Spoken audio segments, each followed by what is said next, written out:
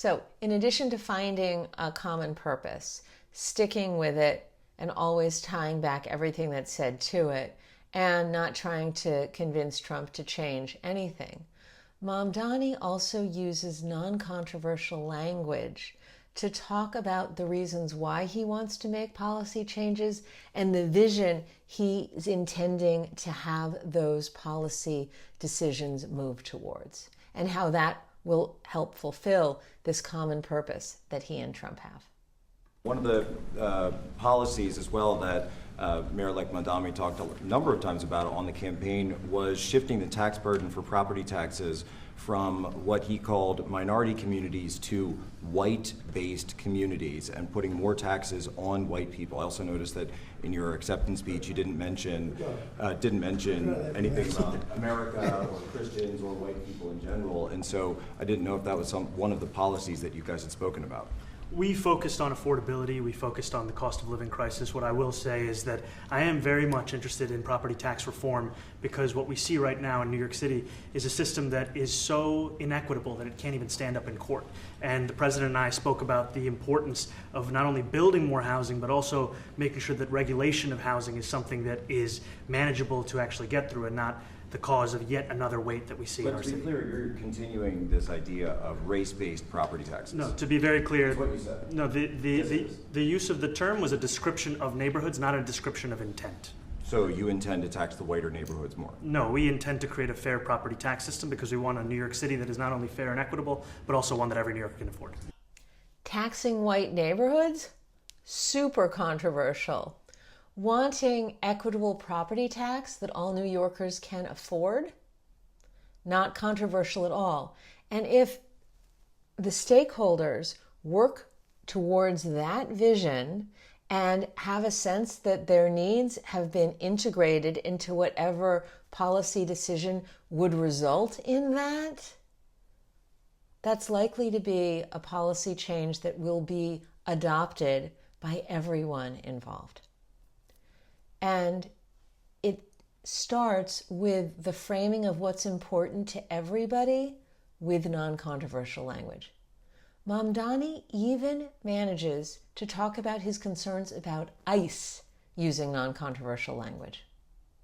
You've threatened to send federal troops to New York City. You both have differences when it comes to ICE agents in New York City. Mr. Mamdani, you've called ICE a rogue government entity. I wonder how you reconcile your differences on both of those issues. Well, I think we're going to work them out, and I think that if we have known murderers and known drug dealers and some very bad people, you know, we want to get them out. And the mayor wants to have peace. We discussed this at great length, actually, maybe more than anything else.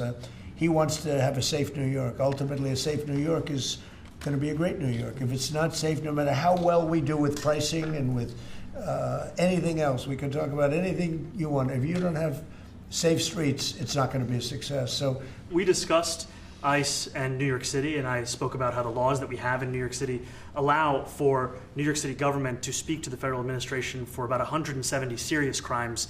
The concerns that many New Yorkers have are around the enforcement of immigration laws on New Yorkers across the 5 boroughs, and most recently we're talking about a mother and her 2 children, how this has very little to do with what that is. Mr. Mamdani, what we did is we discussed crime.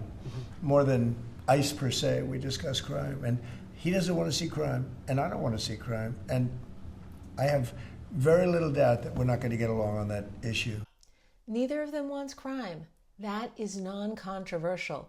And within that context, Mamdani talks about the situation with the mother and her 2 children, making it really clear that whatever is happening with them does not fall into the crime category. Look, I am under no illusion that this conversation that Mamdani had is going to result in Trump stopping, separating families by deporting people like this father got deported. And I'm unlikely to stop getting emails from Oakland Unified anytime soon, warning of ICE activity in the area. But I do have a hunch that because Mamdani framed this issue around crime, what it is and what it isn't,